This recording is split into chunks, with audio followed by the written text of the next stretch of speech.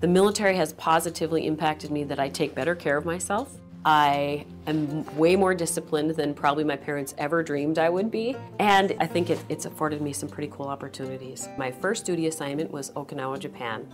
I was assigned there as a jet engine mechanic. It was a complete non-traditional role for a female. I found that they will treat me how I treat them. So if I wanted to be treated with respect, I needed to treat everybody around me with respect. And I had to act a certain way. I couldn't make the funny jokes. I couldn't do those things, because if I wanted to be treated as an equal and I wanted it to be a good environment for somebody coming behind me, I had to demonstrate that.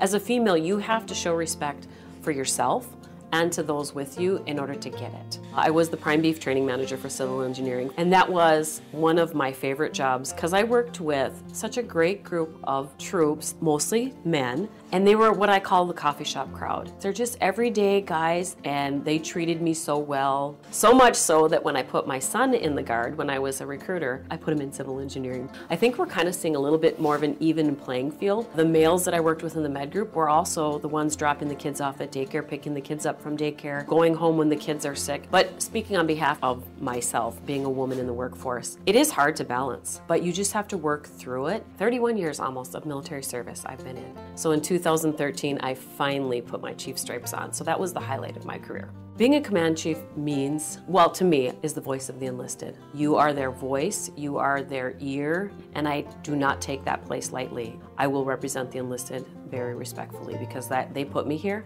and I got here with all the support of everybody that I've worked with and worked for. Effective communication is so key in being successful. I don't specifically seek out girls and want them to, like, hey, you can be like me too. I try to be a good example to all. It's not just getting you in the door and getting you into the Guard.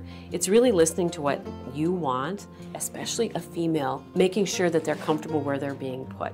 One of the biggest challenges, I think, in a non-traditional female career field is to demonstrate your ability to survive. And you have to dig deep sometimes. I've never looked back.